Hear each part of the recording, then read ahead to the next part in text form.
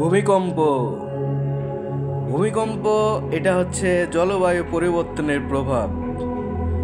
আমি সেই অনেক দিন অনেক বছর থেকে বলে আসছি জলবায়ু পরিবর্তনের প্রভাব।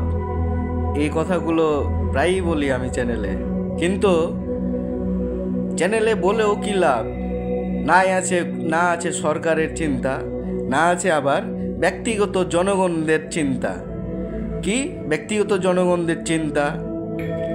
অনেক আগেই বিশ্ব সবাইকে জানানো হয়েছিল যে জলবায়ু পরিবর্তনের প্রভাব বিষয়ে।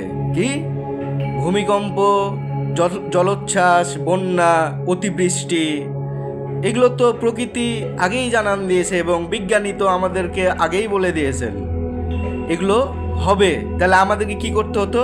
বাড়ি সঠিকভাবে বানাতে হতো। এটাই